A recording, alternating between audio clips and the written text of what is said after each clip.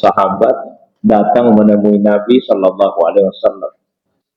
Lalu sahabat itu meminta kepada Nabi, ya Rasulullah, ausini wa aujiz. Wahai utusan Allah, nasihati saya dan persingkat nasihat itu. Sahabat minta ke Nabi untuk diberikan nasihat yang ringkas, nasihat yang tidak panjang, tidak bertele-tele. Maka Rasulullah SAW kemudian bersabda, "Idza qumta fi salatik fasalli salatan muwaddi, wa la takallam bi kalamin fa'taziru minhu gadan, wa asmi'il ya'sa amma fi aydin nas." Yang artinya, idza qumta fi salatik fasalli salatan muwaddi. Apabila engkau berdiri di dalam salatmu, maka salatlah seperti orang yang hendak berpisah. Wala takallam bi kalamin ta'taziru minhu gadan. Dan janganlah mengucapkan satu perkataan yang akan kamu sesali keesokan harinya. Wa asmi'il ya'sa amma fi aidin nas. Dan himpunlah keputusasaan pada dirimu dari memiliki apa yang ada di tangan orang lain. Ini 3 pesannya Nabi Shallallahu Alaihi Wasallam. Pesan yang pertama, kalau salatlah seperti orang yang hendak berpisah. Jadikan salat itu sebagai salat perpisahan. Di riwayat yang lain, Rasulullah SAW berpesan, uzkur al-mauta fi salatik. Ingatlah mati di dalam salatmu. Fa inna rajula idza dzakara al-maut faharra ayyuhsina salata. Orang itu kalau ingat mati, maka dia akan lebih termotivasi untuk memperbaiki salatnya. Dan ini salah satu kiat untuk menjadikan salat tersebut khusyuk. Ulama kita menjelaskan yang dimaksud dengan hadis tadi adalah ketika melaksanakan satu salat, maka tanamkanlah di dalam hati kita satu kesadaran. Boleh jadi itulah salat yang paling terakhir kita lakukan. Karena tidak ada jaminan kita masih akan hidup sampai masuk waktu salat yang berikutnya. Tadi alhamdulillah kita masih diberi kesempatan oleh Allah untuk melaksanakan salat subuh. Salat wajib yang paling dekat setelahnya ini salat zuhur. Tapi adakah di antara kita yang bisa menjamin kita masih akan hidup sampai masuk waktu zuhur? Tidak ada. Maka semestinya pada saat kita melaksanakan salat subuh tadi, kita jadikan salat subuh ini seperti salat orang yang hendak berpisah, hendak meninggalkan dunia ini. Maka beberapa imam, terutama dari kalangan para ulama tasawuf, terkadang ketika mengingatkan jamaah, tidak hanya mengucapkan seperti apa yang biasa diucapkan oleh Nabi SAW, misalnya sawu sufufakum, ya, luruskan saf dan yang semacamnya. Tapi terkadang juga mengucapkan seperti apa yang Nabi nasihatkan tadi, sallu salatan muwaddi. Salatlah dan jadikan salatmu sebagai salat perpisahan. Sekali lagi, ini salah satu cara untuk membuat salat itu menjadi khusyuk. Apa sebetulnya yang dimaksud dengan khusyuk? Secara kebahasaan, khusyuk artinya al-khudu', ketaatan, ketundukan. Dia juga berarti as-sukun, ketenangan. Dia juga berarti at-tazallul, merendahkan diri. Jadi orang yang khusyuk adalah orang yang sadar sepenuhnya ketika dia salat, dia sedang menghadap kepada Allah Subhanahu wa Ta'ala. Kesadaran itu kemudian melahirkan ketaatan yang nampak pada anggota tubuhnya. Sehingga meskipun salat dimulai dari kesadaran hati, tapi indikatornya terlihat pada anggota tubuh. Suatu ketika Rasulullah SAW melihat ada seorang sahabat yang salat sambil mempermainkan jenggotnya. Maka Rasulullah SAW kemudian menyampaikan, seandainya dia khusyuk, maka dia tidak akan melakukan yang seperti itu. Dari indikator lahiriah, Rasulullah menilai bahwa sahabat tadi belum khusyuk di dalam hatinya pada saat melaksanakan salat. Ada beberapa kiat yang diajarkan oleh ulama kita. Di antaranya selain mengingat kematian, juga menjaga beberapa hal. Apa saja itu? Di antaranya menjaga hati dan menjaga pikiran. Di dalam Al-Quran Allah SWT berfirman, Ya ayyuhalladzina amanu, la taqrabus salata wa antum sukara hatta ta'lamu ma taqulun. Wahai orang-orang yang beriman, janganlah kalian mendekati salat apabila kalian dalam keadaan mabuk. Salatlah ketika sudah dalam keadaan bisa mengetahui apa yang kalian ucapkan. Mabuk yang dimaksud di sini bukan hanya mabuk karena minuman keras, sekalipun dari segi sabab nusulnya berkaitan dengan itu. Seperti yang kita ketahui bahwa khamar tidaklah langsung diharamkan, ada tahapan-tahapannya. Pertama kali Allah hanya memberikan isyarat, disebutkan bahwa dari kurma dan dari anggur ada yang bisa dijadikan sebagai rezeki yang baik, ada yang memabukkan, tapi belum dikatakan haram. Lalu menyusul tahap yang kedua, ya, disebutkan bahwa di dalam khamar itu sebagaimana di dalam judi ada dosa yang besar, tapi ada juga manfaatnya, tapi belum dikatakan haram.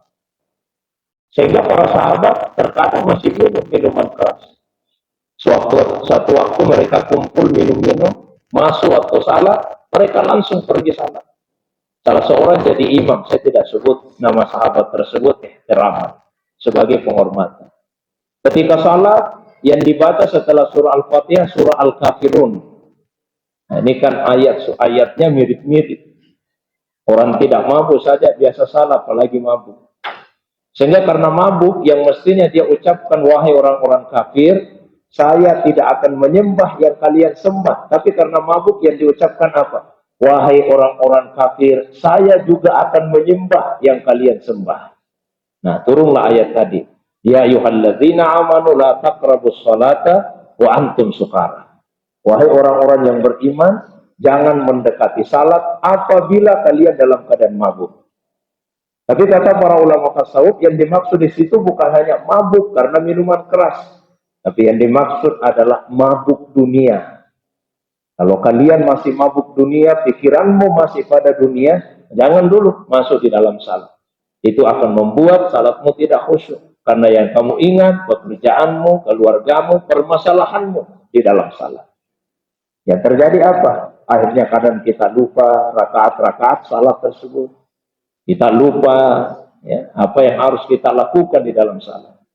Yang kita mengatakan, Nabi juga kan pernah lupa rakaat salat. Betul, 5 atau 6 kali Nabi mengalami itu. Tapi tidak sama penyebabnya dengan yang dialami oleh umatnya. Maksudnya apa tidak sama? Salat itu wasilah, sarana. Tujuannya adalah zikrullah. Ya. Kalau kita ini, yang bukan Nabi ketika salat, lupa rakaat salat, atau bacaan dan yang semacamnya, disebabkan apa? Disebabkan faktor luar, karena dunia, pekerjaan, kesibukan, keluarga, masalah. Itu yang membuat kita lupa rakaat salat. Tapi Nabi bukan itu yang membuat beliau lupa. Apa yang membuat beliau lupa?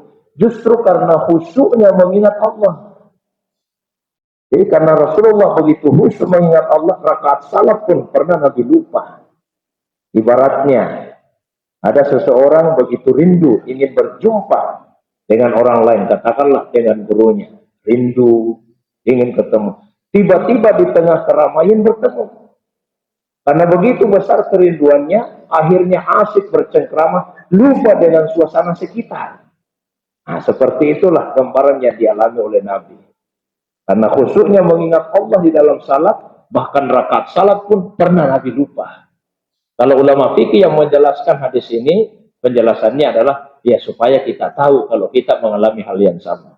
Jadi kalau kata para ulama sahabat, bukan karena itu, tapi penyebabnya memang berbeda. Yang berikutnya, menjaga perut kita. Di dalam hadis Nabi bersabda, la sholata bihadratit ta'ami wala huwa yudafiul akhbasan. Tidak ada salat kalau makanan sudah siap. Dan tidak ada salat dalam keadaan menahan hadas. Nah, kalau makanan sudah siap, apalagi kita merasa lapar, makan saja dulu. Nabi berikan contoh, iza hadaratil asya faquddimatil asya alal isya. Kalau makan malam itu sudah tersedia, didahulukan makan malam daripada salat isya. Kemudian tidak ada salat dalam keadaan menahan hadas. Kita mau sekali buang air kecil misalnya, meskipun di dalam salat, dibatalkan saja salatnya. Tunaikan dulu hajatnya, baru kita ulangi. Yang berikutnya yang dijaga adalah pandangan mata. Ij'alu basarakum haitsu matasjud. Arahkan pandangan mata kalian ke tempat di mana kalian akan sujud. Maka makruh hukumnya salat sambil menoleh kanan kiri. Aisyah radhiyallahu anha pernah bertanya kepada Nabi, an iltifatir rajuli fi salatihi, tentang seseorang yang menoleh di dalam salatnya. Apa jawaban Nabi? Ikhtilas, yahtalisus syaitanu min salatil abdi. Itu rampasan yang dilakukan oleh setan pada salat salah seorang di antara kalian. Termasuk juga makruh hukumnya salat sambil melihat ke atas langit misalnya. Karena di masa Nabi sekelompok sahabat kalau salat menghadap ke langit. Nabi tegur, ma balu aqwam yarfauna absarahum ilas sama. Ada apa dengan mereka itu? Sampai salat menengadahkan pandangan ke langit. Termasuk juga menurut Imam An-Nawawi, makruh hukumnya salat sambil memejamkan mata. Yang kita mengatakan lebih khusus, saya rasa yang Nabi perintahkan, ij'alu basarakum haitsu matasjud. Arahkan pandanganmu ke tempat sujudmu. Kecuali jika kita khawatir apabila mata tidak dipejamkan akan melihat yang mengganggu kekhusyuan salat. Misalnya ada orang pas salat di depan kita pakai baju kostum bola. Nah, apalagi kalau yang dipakai klub yang kita tidak suka. Nah, jadi terganggu, Pak.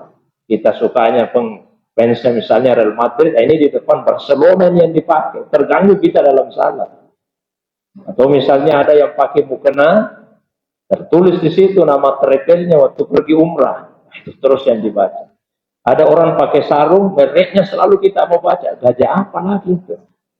Nah, boleh kita pejamkan mata. Tapi yang terbaik salat menghadap ke tempat di mana kita sujud. Apalagi yang mesti dijaga, ya kita juga menjaga pendengaran kita. La tusallu khalfan na'im wala al-mutahaddits.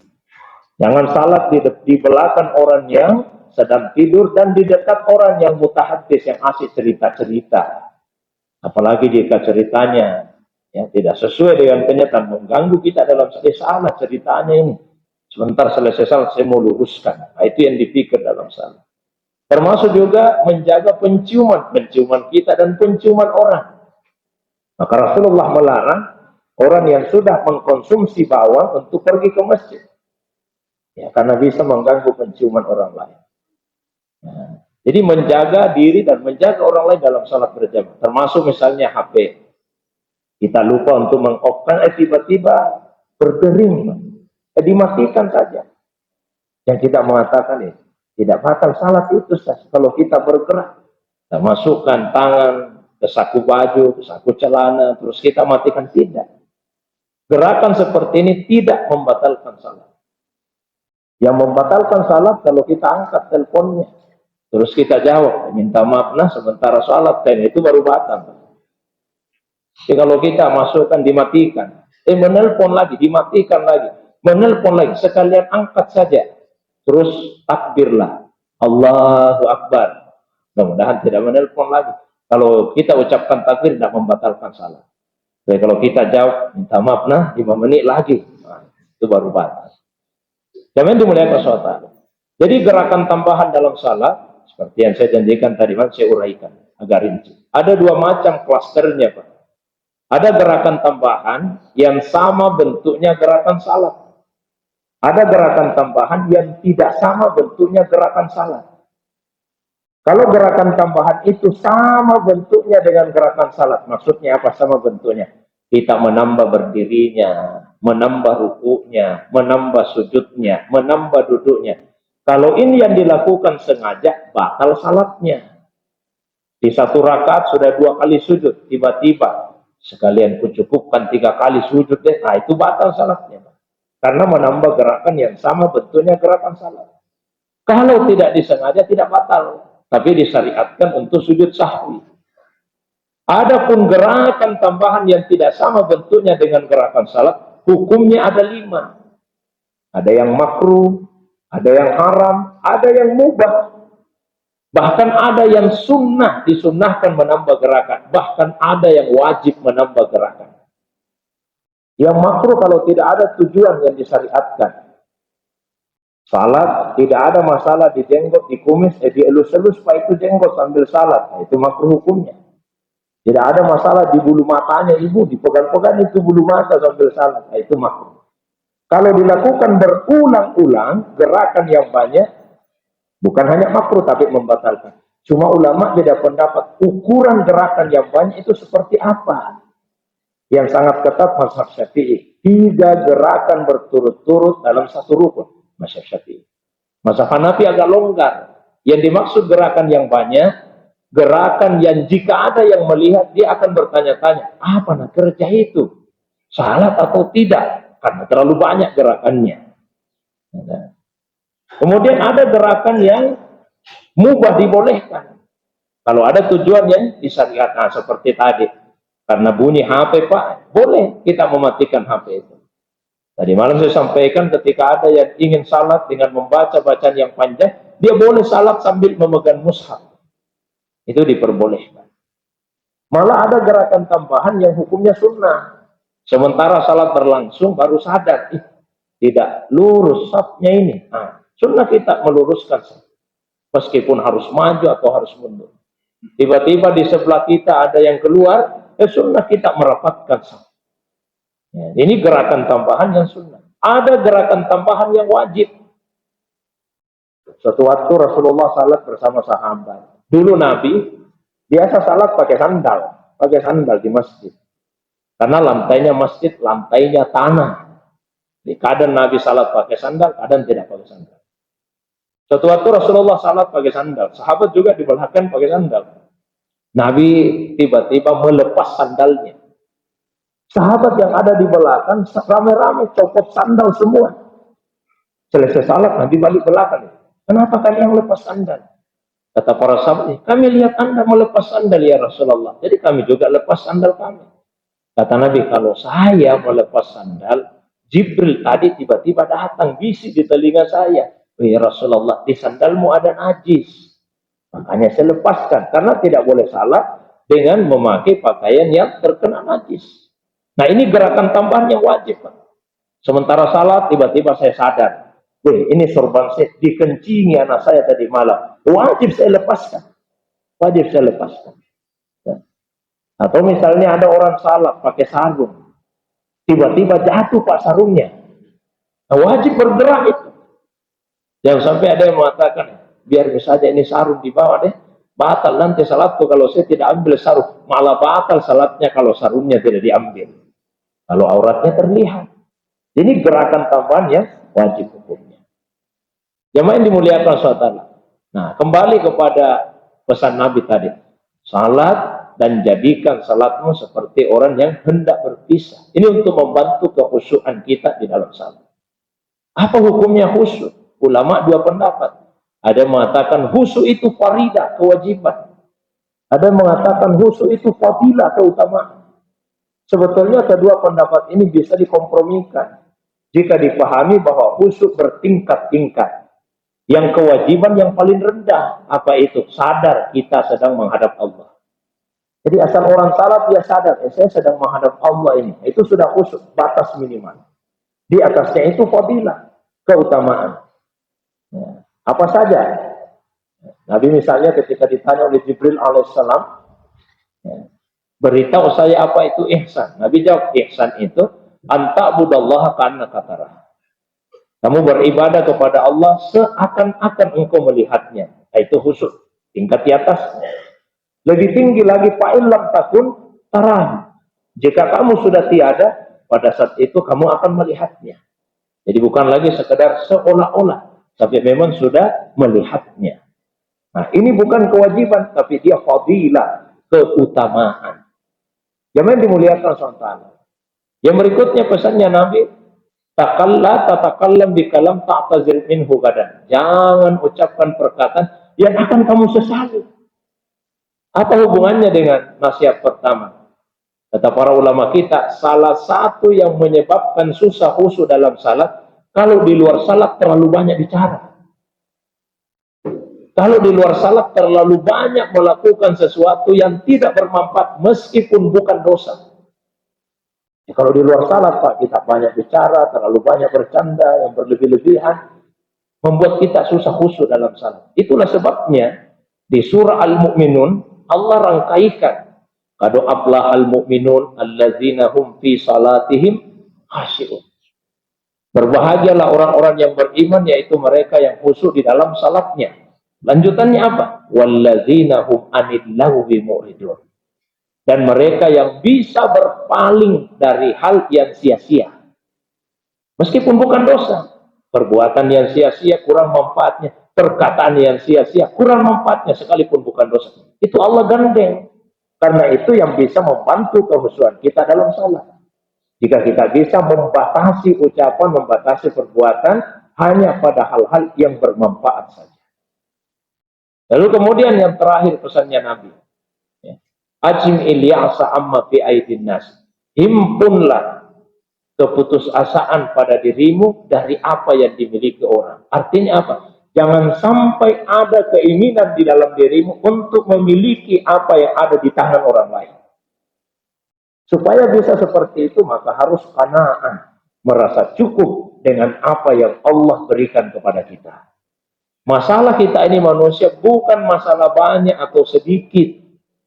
Masalah kita adalah merasa cukup atau tidak merasa cukup. Mohon maaf. Mengapa ada orang yang korupsi misalnya? Apakah hartanya sedikit? Kalau kita lihat Pak di berita-berita yang hartanya miliaran. Ada yang sudah triliunan hartanya, tapi masih korupsi. Berarti ini bukan masalah banyak sedikit. Masalahnya adalah belum merasa cukup dengan apa yang telah Allah berikan kepadanya. Karena itu Nabi ajari kita satu doa. Allahumma akfini bihalalika an haramika wa bifadlika amman siwa. Ya Allah, cukupkan saya dengan yang halalmu. Cukupkan saya dengan yang halalmu. Supaya saya jauh dari yang haram.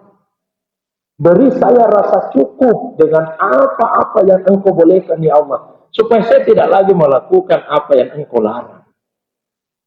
Lalu cukupkan saya dengan karuniamu, sehingga saya tidak lagi menggantungkan diri kepada yang selain dirimu.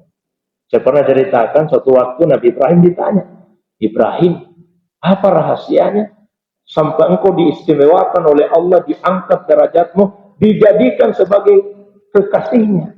Wattakhadallahu Ibrahim khalila. Kata Nabi Ibrahim, 3 rahasianya.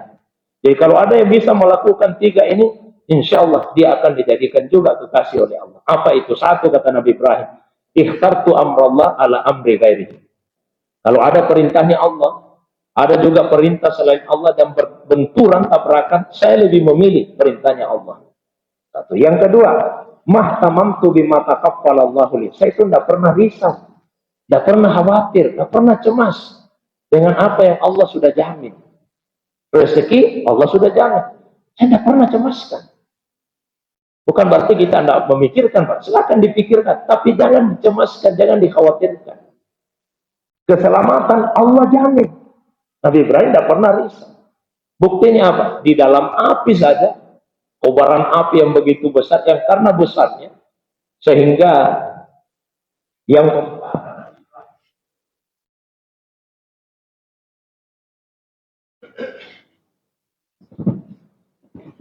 ketika memasukkan Nabi Ibrahim, itu tidak dibawa begini Pak, tapi diketapel, dibuatkan ketapel raksasa. Dimasukkan Nabi Ibrahim, diketapel sampai masuk ke dalam kobaran api, karena begitu besar. Begitu di dalam api, datanglah Jibril alaihissalam. Ibrahim, apa yang saya bisa bantu? Kata Nabi Ibrahim, kalau dari kamu Jibril, tidak ada. Saya tidak ada yang saya butuhkan dari kamu Jibril. Kenapa bisa begitu? Kata Nabi Ibrahim, ilmuhu bihali yukni ansu'ali. Pengetahuan Allah tentang keadaanku sudah mencukupi saya untuk meminta. Saya tidak perlu minta karena Allah tahu kondisi saya.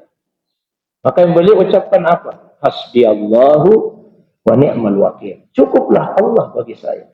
Dialah Allah sebaik-baik pelindung. Jadi Nabi Ibrahim tidak meminta, ya Allah keluarkan saya dari api ini. Beliau hanya mengatakan, cukuplah Allah bagi saya. Dan kata Nabi Ibrahim alaihissalam, ketika Allah perintahkan kepada api, ya naru kuni bardan wa salaman ala Ibrahim. Jadi bukan bacanya Nabi Ibrahim, Pak. Tapi ini perintah Allah kepada api. Nah, sebagian orang yang, kalau kamu terbakar baca ini, ya naru kuni bardan wa salaman ala baru ganti namamu. Nah, bukan itu yang dibaca Nabi Ibrahim. Perintahnya Allah sama api, ya api dinginlah. Berikan rasa sejuk kepada Ibrahim. Yang dibaca Nabi Ibrahim, hasbi Allahu wa ni'mal wakil. Nah, begitu Allah perintahkan seperti itu kata Nabi Ibrahim, saya tidak pernah merasakan kesejukan yang lebih sejuk dibandingkan ketika saya berada dalam kobaran api. Itulah suasana paling sejuk yang pernah saya rasakan. Nah, kemudian yang ketiga kata Nabi Ibrahim, mata asaitu wa mata gaddaitu illa ma'abdain. Rahasianya, saya tidak pernah makan di siang hari, tidak pernah makan di malam hari, kecuali bersama tamu. Jadi Nabi Ibrahim itu tidak pernah makan sendiri. Jadi kalau ada yang ingin menjadi kekasihnya Allah, sering-sering mentraktir orang. Nabi Ibrahim tidak pernah makan sendiri, selalu bersama tamu. Kalau tidak ada tamu, cari tamu dulu. Temani saya makan. Dan beliau terkenal sekali selalu memuliakan tamu. Banyak orang datang minta dijamu. Sampai suatu waktu ada seorang majusi penyembah api datang juga, Ibrahim. Jamu dulu saya. Terkenal sekali Anda suka menjamu tamu. Kata Nabi Ibrahim, oke, saya siap. Tapi ada syaratnya, apa itu? Kamu harus masuk Islam. Kata orang majusi, kalau begitu tidak usah. Langsung pulang, Pak. Langsung datang teguran dari Allah kepada Ibrahim. 50 tahun orang itu durhaka sama saya. Tapi saya tidak pernah berhenti memberi nikmat kepadanya. Itu 50 tahun dia durhaka. Saya kasih nikmat terus. Kamu itu Ibrahim, baru satu kali dia minta dijamu, kamu sudah tidak mau mensyaratkan supaya dia masuk Islam beriman. Oh, Ibrahim langsung menyesal. Dikejar tadi ke orang Majusi itu, dikejar. Ketemu. Ayo datang ke rumah. Nanti saya jamu. Orang Majusi itu, kenapa tiba-tiba kamu berubah? Tadi tidak mau, syaratnya harus masuk kok. Tiba-tiba berubah. Karena Ibrahim, Allah menegur saya. Ya, Allah menegur saya. Kata orang Majusi itu, kalau Allah menegurmu, berarti itu Tuhan yang benar. Langsung dia beriman.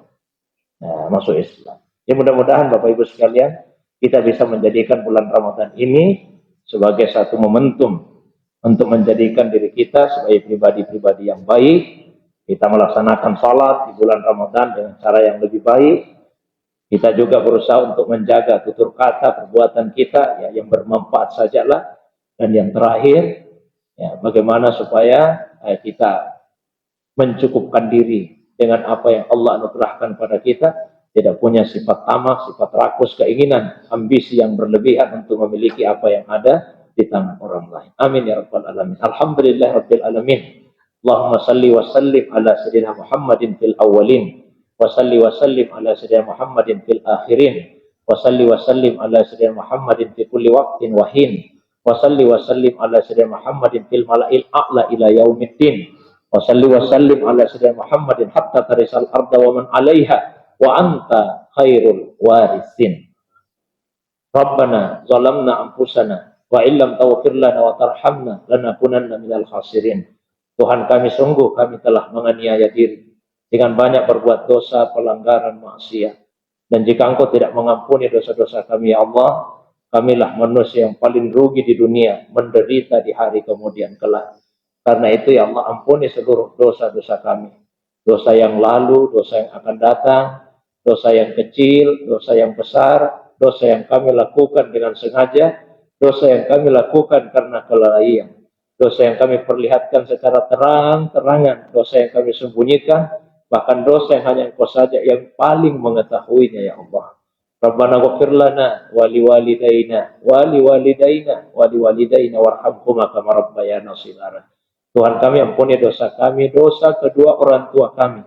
Sayangi ibu bapa kami, ya Allah, karena mereka berdua telah sangat menyayangi kami, terutama ketika kami masih kecil. Ampuni dosa ibu yang telah mengandung, melahirkan, dan menyusui kami. Ampuni ya Allah dosa ibu bapak kami yang telah merawat kami dengan penuh kasih sayang, mengasuh kami dengan sepenuh hati, membesarkan kami, menyuapi kami ketika kami masih kecil, bahkan membersihkan kotoran kami tanpa sedikit pun rasa jijik, mendidik kami dengan cara yang paling baik, mendoakan kami dengan penuh ketulusan, sehingga kami bisa seperti sekarang ini ya Allah. Muliakan kedua orang tua kami dunia akhirat. Orang tua kami yang masih hidup, jaga kesehatannya ya Allah. Orang tua kami yang saat ini dalam keadaan sakit, bahkan kami begitu sulit meluangkan waktu untuk merawatnya. Berikan kepadanya kesembuhan ya Allah. Kembalikanlah kekuatannya lahir dan batin. Orang tua kami yang telah meninggalkan dunia ini, lapangkan kuburnya, curahkan kasih sayangmu, maafkan salahnya, berikan cahaya di dalamnya, masukkan kelak ke dalam surgamu ya Allah. Sedurhaka apapun kami sebagai anak, kami tidak akan pernah tega melihat orang tua kami tersiksa di hari kemudian kelak. Karena itu Allah hindarkan, jauhkan, lindungi, pelihara, selamatkan kedua orang tua kami dari siksa neraka.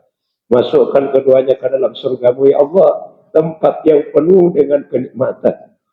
Sebagai anak kami sangat menyadari sampai detik ini dan sampai kapanpun kami tidak akan pernah mampu memberikan perhatian yang terbaik, penghormatan yang sepantasnya, kasih sayang yang setulus-tulusnya, kemuliaan yang sesungguhnya kepada kedua orang tua kami. Sebaliknya ya Allah, betapa sering kami menyakiti hati mereka berdua, berkata-kata kasar, bahkan membuat air mata ibu-ibu kami menetes. Kami lupa diri Allah. Kami lupa bahwa cara yang mengalir dalam tubuh kami adalah cara dari kedua orang tua kami. Kami lupa bahwa daging yang tumbuh dalam tubuh kami adalah daging yang berasal dari air susu ibu kami. Karena itu Allah muliakan kedua orang tua kami dunia akhirat.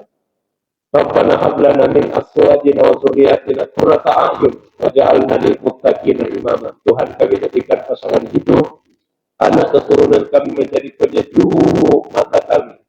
Kami melihat hal yang baik pada istri, pada suami, pada anak yang mendatangkan rasa bahagia dalam hati kami. Perasaan bahagia itu membuat air mata kami menetes dan air mata itu terasa sejuk di pipi kami. Himpunlah kami ya Allah sekeluarga dalam surga-Mu kelak, sebagaimana Engkau telah menghimpun kami dalam kehidupan rumah tangga di dunia ini. Apa artinya Engkau satukan kami di dunia, kalau kemudian Engkau pisahkan cerai-beraikan kami di hari kemudian kelak. Allahumma barik dalam masjid wa barik iman ammarah. Ya Allah, turunkan keberkahan di masjid ini. Berikan keberkahan hidup kepada siapapun yang memakmurkan masjid ini, baik secara fisik bangunannya, terutama isi jamaahnya. Bangunkan istana di dalam surga bagi siapapun yang telah ikut menyumbang berkontribusi untuk pembangunan dan pemeliharaan masjid ini. Berikan ketenangan hidup lahir batin, kebahagiaan dunia akhirat bagi siapapun yang gemar salat berjamaah di masjid ini. Mengisi masjid ini dengan kegiatan keagamaan, dengan ibadah, pengajian, zikir, salawatan, dan kegiatan-kegiatan lainnya. Allahumma ja'al hadzal makan makanan amina warzuq ahlahu man amana minhum billahi wal yawmil akhir innaka anta khairur rasikin. Ya Allah, jadikanlah kompleks ini menjadi kompleks yang aman, tenang, dan tentram. Berikan rezeki halal pada siapapun yang tinggal di kompleks ini, terutama yang beriman kepadamu ya Allah. Sungguh Engkau lah sebaik-baik pemberi rezeki. Allahumma taqabbal minna innaka antas samiul alim wa tub alaina innaka antat tawwabur rahim. Rabbana atina fid dunya hasanah wa fil akhirati hasanah wa qina adzabannar. Bi fadli subhana rabbika rabbil izzati amma yasifun wa salamun alal mursalin wa akhiru da'wana alhamdulillahi rabbil alamin bi barakati al-Fatihah.